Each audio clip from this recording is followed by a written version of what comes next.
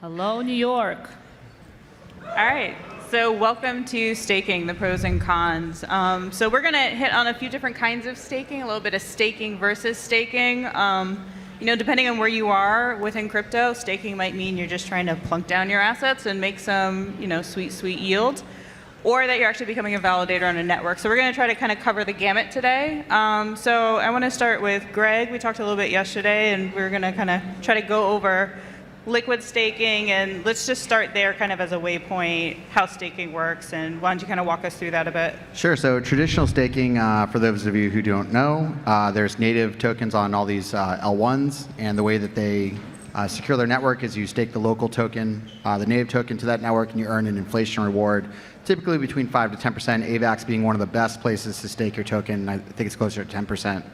And with liquid staking, you take traditional staking where you get that, you stake your token, you get the 10%, but you also get a liquid staking token back. And the idea is that this liquid staking, kind of like an IOU to your initial staking, you can then use that IOU token in a lot of different places to get a loan, let's say, would be like the most common thing that people would think you would want to do for that.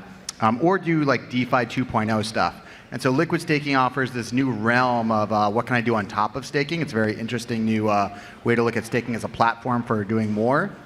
But used poorly, like with something like the old Luna protocol and how that stuff all worked, it can also be disastrous because it leads complexity on top of things. So it's an interesting thing, but also has to be used like with great power comes great responsibility. And then talk us through a little bit of the pros and cons. I mean, you kind of got it there, mentioning Luna. Yeah, and so for those of you who don't know, ANKR, the company I work for, is one of the large infrastructure providers in the space. Like these guys, we all do a lot of the backbone stuff that you don't see. And so where ANKR, or Anchor, also kind of is the leader is in liquid staking. So we've brought liquid staking to a lot of different protocols. We're the first to bring it to, we're actually first to Ethereum before Lido. We're the first to BNB. We're the first to AVAX. We're the first to Polygon. And so we've built out the infrastructure for doing liquid staking things and building liquid staking on top of these other platforms. We see it as a very big growth part of the market, of the staking market. Of course, staking is massive. Liquid staking is not nearly as big for it currently, but I think our belief is that it offers a lot of potential for where big finance will eventually go, where with liquid staking you can earn an extra like 1 or 2% on top of staking. And so once billions of dollars comes into the market and things open up, liquid staking will be something that gets used in a lot more interesting ways. And then real quick before we jump into some of the other types of staking that can happen, what do you think gets us there to having all that money come into the market? What gets us so that this is a lot bigger? I mean, it's always regulation, right? Like the big money can't come in until it's safe and secure. Staking will for sure be one of the main ways that they do come in. Institutional staking, Anchor really doesn't do institutional staking. I believe you guys do, and that's a huge part of the market. That's kind of, if there was a probably big thing that we should probably move into, but it's a lot of work to set all that up, and kudos to you guys for having the regulatory and frameworks for doing that. That's a great part of the market. And I think as more institutions come in, we're all like play money compared to them at the end of the day. Like even though we're like, this is huge for all of us, but like there's like titans of the world, there's like masters of the universe that like really play with the money, and that's when those guys come in.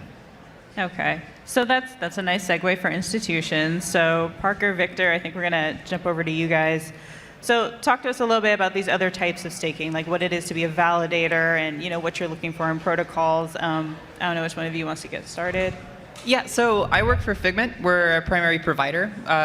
We just like exclusively interact with that layer. We work with a lot of liquid staking providers and help launch Alluvial, which we're working on with Coinbase and a number of other parties. But the main idea behind what we do is we provide the backbone for how it is that blockchains can actually function. So they kind of don't work without us. And the big value prop there is actually being able to secure all the transactions that live on top of it, right? So when you stake to a validator, what you're doing is you're attesting to the ability of that validator to perform the function that it's there to do. So in that regard, right, without staking kind of the ability to attest to a validator and say that it's credible and it can actually accomplish the goal that it sets out to do to secure a chain, it doesn't really work. Otherwise, you're just going to have to trust like a random set of parties. So staking from individual people out in the market creates credibility for a bunch of different parties who can participate in the act of staking, securing the chains that we want to have our transactions on top of, which then gives us a place to be in the market. And the cool thing about this, really, that I think is the driving point behind the importance of staking, is that it's relative to everything else in the market, pretty low risk. Like, you need it for the infrastructure, so it's going to be around. There's going to be a pretty set inflation rate for a while, depending on which chain you're on, because you might have like inflation rate decrease as transaction fees increase. But overall, like, it's going to be around. It's pretty low risk. You have a decent rate of return, and it's definitely higher than putting it in a bank. So that's kind of the layer that we inject ourselves in, is just providing that infrastructure to allow everything else that exists in the ecosystem to be there and provide value adds for everything that's going to be built on top of these chains. Right, and without you guys and the infrastructure piece, like, decentralization doesn't happen, right? So this is really critical. Well, that's the really cool thing, right? So we can't be the only ones doing it. Yeah. And the whole value proposition of blockchain tech is that we're not the only ones doing it. So we benefit greatly from having really strong competition. I think there's a key term here, right? You don't want competition as adversaries. You want competition as collaborators. Everyone's working on this infrastructure collectively. So if you don't have a healthy field of competitors, like, you end up with centralizing forces. And hopefully, if a chain's built correctly, you're incentivizing a lot of very skilled validators to come into the field to help support the chains that you're building. Yeah. Victor, you want to jump in? Yeah, maybe I'll just, that was all fantastic. I'll just maybe like build upon it a little bit, in that staking has this like really interesting component in that it's kind of like trust upon trust. There's actually layers to the trust. And what an infrastructure provider says that they do, like the security they provide, the trust that they garner with running infrastructure incredibly well, is one thing. But from the outside perspective, you actually, like, a lot of the time cannot prove that they're doing things the way that they said that they are, right? Like, you have no idea a lot of the time how they're running their infrastructure, unless for some reason they gave you access to go and, like, audit them or do a pen test or whatever, which is, rather rare. And so it's actually like super fascinating, because not only do you have to be like an incredibly like strong, secure, thoughtful provider and like run the infrastructure incredibly well, but you also have to always engender trust with the community and like with the way that you're doing things. And so when it comes to like DeFi protocols have like different standards, but with us, we like to be credibly neutral. We like to do well by the community. We like to participate in governance. We always want to be good actors at every part of the stack. And that becomes even more important when it comes to liquid staking and when it comes to institutional adoption, because one of the dangers with liquid staking, right, like that's currently hypothetical, but maybe will be real at some point in the future, right? And Vitalik and other folks talk about this, is that when you have liquid staking, the person that's actually like staking, the person who has the tokens, like they can sell them or they can like get rid of them in some way, shape, or form, and not take ultimate responsibility for what happens at the chain. And so like, as you're building these like layers of trust, right, and as you're encouraging institutions and enterprises and these masters of the financial universe to come and interact with these things, you essentially have to have like these layers of trust be built upon one another. And if you build a lower layer not as well as you should, right, let's say like you run infrastructure poorly, you'll break every other layer of trust above that. And so it gets like really interesting. And the more that you spend time in the space, the more you understand a lot of these nuances. And then I want to talk a little bit about what you guys are looking for in protocols. You can't stake on everything. There's just a lot out there. So, what attracts you to a protocol? What characteristics are you looking for in something where you're considering staking on it? Sure, if you want. Yeah. Okay. I'll go quick. I think one of the most important things is that as infrastructure providers, like, we do not want to have control. We do not want to be able to, like, we don't want to censor. We don't want to, act in a way that requires us to take custody of tokens, for example. We want to be the most unopinionated infrastructure providers working in the background to keep these chains secure and decentralized. And so one of the core things that we look for is that, chains that are, much more heavily centralized or much more heavily, require node operators to, for example, take custody of tokens. Those are challenging things for us, because they open up avenues for attack, they open up avenues for like regulation that wouldn't otherwise apply. And so we have like this base case of, does a protocol match the right characteristics for us to be able to support it at scale over a long period of time? And then I'll pass it over to others. Yeah, I know Parker has thoughts. Yeah, so I'll quibble with you just a little bit there, right? So like, I think that there's something that, there's a new narrative that we're kind of seeing unfold a little bit that I think is going to be really intriguing to explore, which is what's good decentralization, right? You can have decentralization on a chain, like lots of different validators running on a chain, but that doesn't necessarily confer like a hyper secure protocol. It actually makes things really difficult to do. We were talking about the trilemma there, right? Like you have sufficient decentralization, scalability kind of gets a little bit difficult, especially if you have higher security. So like trying to balance everything out so that you're in a place where you have sufficient decentralization is going to be a really interesting thing to watch. And so what I'm interested in when it comes to looking at the protocols that we support, and I mean, I'm seeing a lot of other people in the space also support this thesis, is like, are you being thoughtful about how you're going to decentralize? Are you being thoughtful about how you want validators to interact with you? Are you being thoughtful about how your infrastructure is built with a sufficient level of transparency that we as validator providers, as infrastructure providers, can also cover our bases as an operator? And so to us, like a lot of the time, we have to take sort of an advisory role when it comes into like how chains are being built. Any infrastructure provider should be taking on this responsibility, right? So that's another layer that's really important. Is that if you're talking to a protocol, are they being sufficiently thoughtful about how they're approaching their design? And it's surprising, like there are a few that probably aren't. And you come into that conversation, they're like, oh, wow, we haven't really thought about that. Anna, I want to bring you in. We haven't heard from you yet. Do you have any thoughts on, looking at different protocols and, what catches your eye? What gets you interested? So I think I'm going to bring a little bit of a different perspective to this.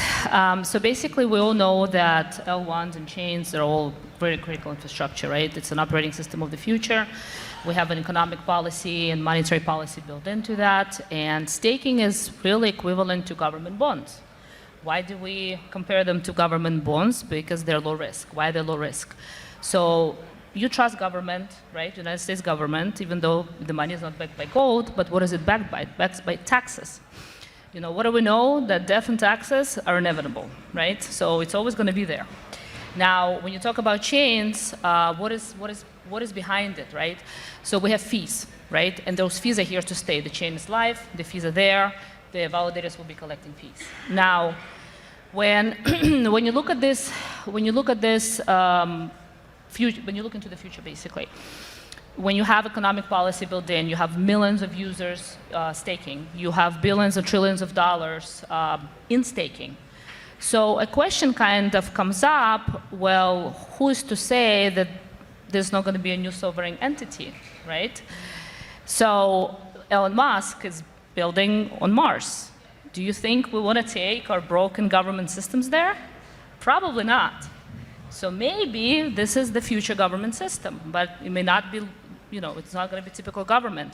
Validators may be playing a very critical role. They may be today they're wardens, right? And they may be future politicians, political parties, unions, whatever you name it, right? So staking is how we get there. Yeah, it kind of gives this whole new vision of governance and delegates and how's everybody voting and what are we going to change next. So right, exactly. Yeah, very interesting. Exactly. Yeah. That does bring me to, I want to ask a little bit about governance and how much you guys get involved and I guess just the upkeep of trying to keep track of everything that's being proposed and how you're going to vote. How do you manage that? So from our side, we try to stay somewhat out of governance.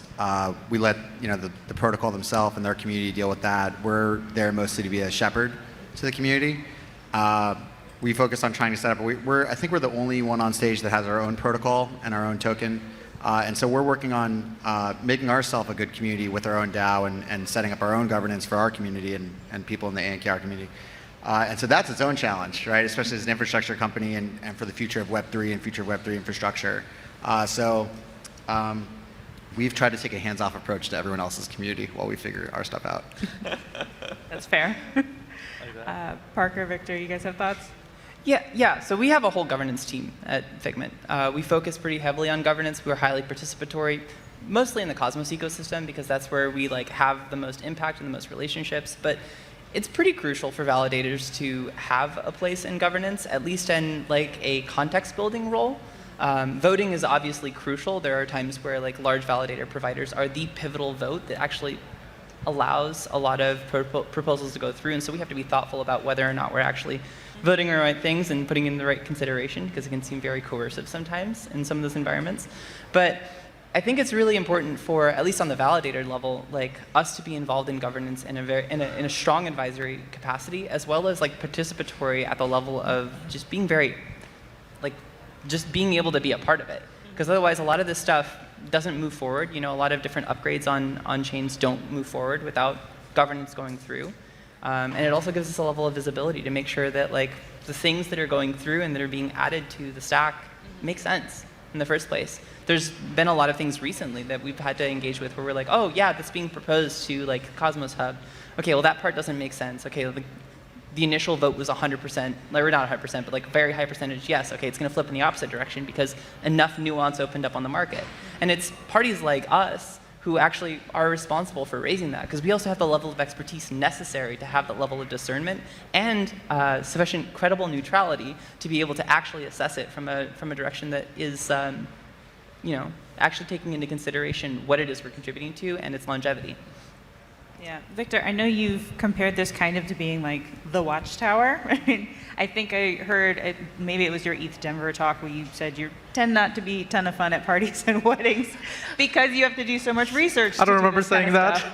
I found it. It's on YouTube. But, you know, just talk to me about just how much work goes into this and just trying to keep up with all these different proposals and, you know, figuring out how you're going to position yourself. Yeah, I think that's such a great question. I think that the way that we look at it at Coinbase Cloud is we're actually like take a very like binary approach, and the way that we decide whether or not we get involved is on whether or not it is a technical upgrade or a technical issue. I think there's like so many social nuances and dynamics and so many like egos sometimes. There's a lot going on, right? Especially when it comes to like funding proposals, for example. And when we think about like what is the number one way in which we can add value and like what is the area that we have the most amount of expertise, a lot of that comes down to the technical side of things. And so the proposal, so we do like one of two things essentially. Like the first thing that we do is with technical upgrades and proposals, those are the things that we vote on, have a perspective on. The more disputed it is, the more that we speak up about it.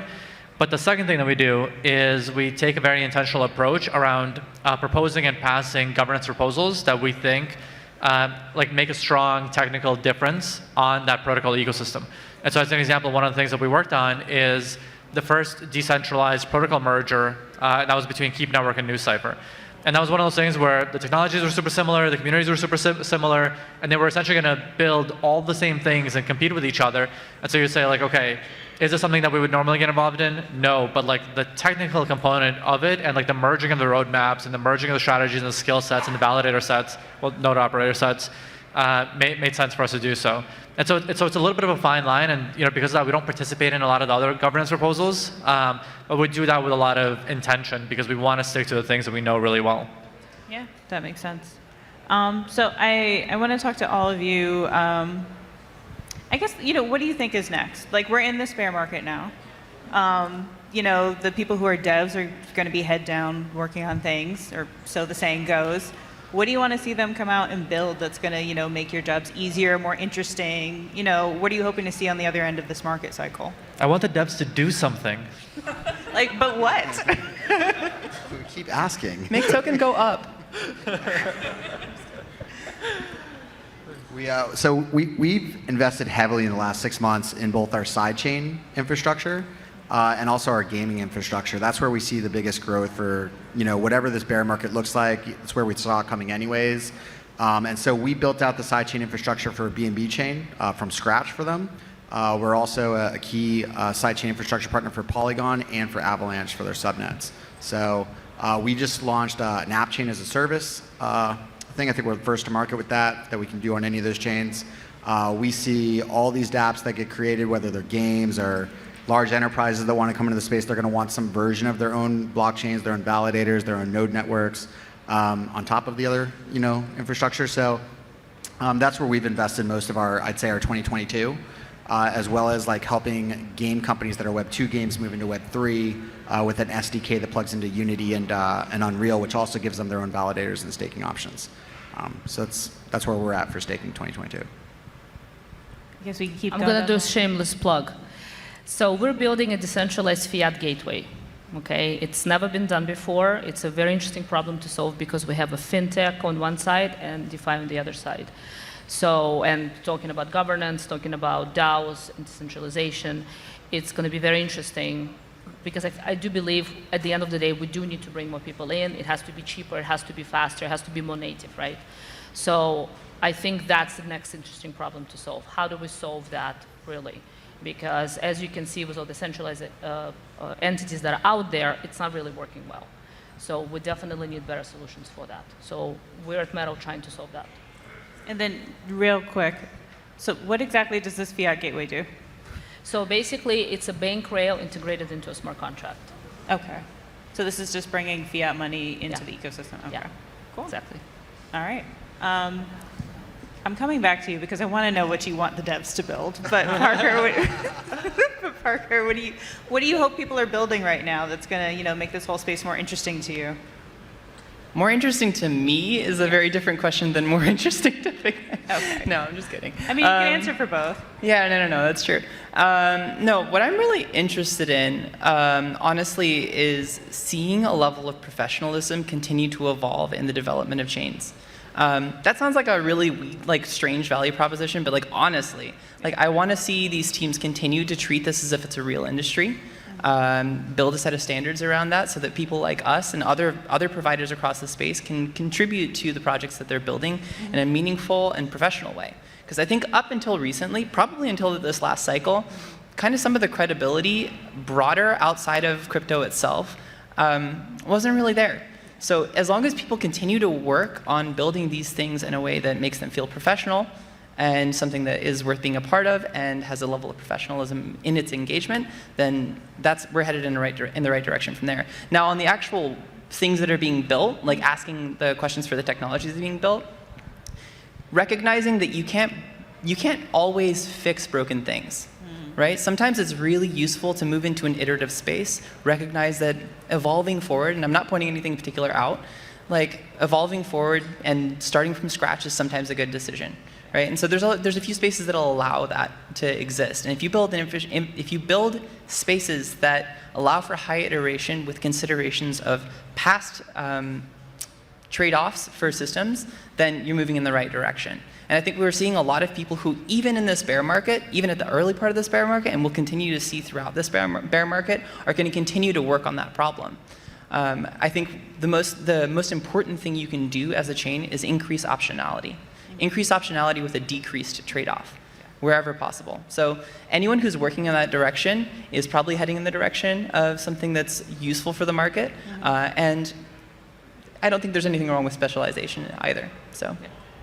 What you said about the professionalism reminded me of something you said yesterday when we all talked a little bit to kind of get ready. But you were saying, I think on the call that, and correct me if I'm wrong, some of the smaller, medium-sized networks and protocols, like the teams, they're a little difficult to work with because they still haven't really figured out what they're doing. It sounds like, at least from what you were saying, that they do need a lot of the advisory, the hand-holding, just a lot of input. Well, so it's less that they need hand-holding, and it's more that it gets really difficult for hypothetical projects to attract people who are working at a scale like something that Coinbase or Figment or any other validator provider on the market is doing. So if you're working in an environment where you're providing a certain value proposition, and your value proposition is still very experimental, but it still has a lot of credibility behind it, it's a huge amount of effort on our part to be a part of it. It doesn't mean we don't want to, but it makes things very difficult. And so what I'm kind of hoping to see in the near future is that there's better partnerships with smaller validators who validate on a number more of these, not really maybe experimental, but less developed chains is maybe the better way of putting it, because that's a good niche to fill, right? I'd love for us to be able to have all the bandwidth in the world and support every chain that exists. Love to get there. But the reality of the case is that when people are in that experimental phase, sometimes it makes sense to work with people who are willing to experiment. Yeah, and maybe Reraising, one of the points that you talked about yesterday. If you think about it, as infrastructure providers, and I'll use Coinbase Cloud as an example, right? We've built an incredible amount of tooling so that when we add support for a particular chain, that chain gets all the benefits of all the stuff that we built over the last 4 years, right? And so you have global blockchain sync that allows the nodes to come up super quickly. We have double signing protection, high watermark software. We have all this other stuff that took a long time to build, takes time to integrate, And so when when you get that support, you have, and not just us, but like across the board, you have this incredibly high standard for how well the infrastructure is run, but commensurately, you have higher costs, right? And so that's one of the challenges, like working with smaller protocols that are like more up and coming. It's that like, the level of service that we do is like over here, right? But they're not quite there. And so it's like, we can still add support, but then we're like making a bet that essentially like that, those needs are going to rise as well. And so it's fascinating because that evolution is kind of played out, and so there's still a lot of smaller kind of like chain-specific infrastructure providers. And so what a lot of us are working on now is like, how do you continue to add support for like all these new up-and-coming chains, which is continuing to accelerate, but still at this super high bar of service that all of us here strive to provide. Okay. I do still want to come back to you. What do you want to see the devs build? Okay, I'll be really quick. Yeah, I mean we have a few minutes, so you don't need to give us too long of a lecture okay. on it. The first thing, I'll be a little bit of a self-shill in that I am super hyped to build Alluvial with Figment. Like, if you actually think about how enterprise adoption for tokens work and for AvaX and everything else, right? There's like level 1 of I'm just gonna trade like futures on some market, right? And AvaX like might not even have that. I don't know if anybody does, like predominantly Bitcoin and ETH, for example, right? So that's like level 1. Level 2 is I hold the asset. Level 3 is I stake the asset. Level 4 is I do things with the asset that are not just pure staking, right? And so like when you're talking about onboarding institutions, like each of those levels usually takes like months to years. And so when you have something that's like, hey, as soon as you come in, you have a liquid staking token that is like freely tradable and accessible on your balance sheet, and you can like trade it on exchanges, and you can put it into DeFi. It kind of like skips out on a lot of the onboarding steps. And so I'm super hyped for Alluvial and just like enterprise adoption of like liquid staking tokens, that they're then going to be faced with the challenge of like, okay, hey, this thing's like not locked up. It is liquid. You can do stuff. You can make more money. Go, get some guys on and go figure it out. And I think that's going to be really great. So I apologize for the self-shill, but I'm very hyped for it. It's okay. I like to get some guys on it and figure it out. All right, and then I'm going to do a little bit of a lightning round. I'm stealing this from my editor-in-chief, who's up next. So really quick, without thinking about it, someone who's not on this stage, who's an up-and-comer that you're really interested in, you're watching. Anna, I'm going to start with you. Up-and-comer that I'm interested in. I think it's the Fluence project. They're building decentralized cloud with their own infrastructure and new language. So that I definitely need it because AWS is costing me a fortune. So I'm really looking for better solutions. Nice. I guess we can keep going down the line. Okay. What you got? Sui. Really excited about Sui. Sui was a good call. Yeah, I'm just going to say that. Actually, like, Move as a programming language is maybe the up-and-comer I want to look at. Okay. Really curious there. So, but Sui, right off the bat. Nice. Man, I've been playing with games lately and looking at them. So there's this one called Super Powered Squad, which is like the AAA games that are coming and bringing in Web3 components. I think are really interesting. I don't know which one's going to hit, but one of those is going to make it. And it's going to be really interesting for the industry. I'm really excited for Aztec. It's a privacy layer 2 on Ethereum, and it allows for you to very cheaply and privately interact with like real DeFi on Ethereum mainnet, not fragmenting liquidity or anything like that. They just launched 2 weeks ago, so try them out. Very cool. All right, I want to get, I don't know, do we have any questions? Are we doing questions? I don't think I see any. All right, I think we made it. Thank you so much, everybody. Thank you. Thank you. Thank you, Stacey. Thank you. Thanks, everyone, for being here.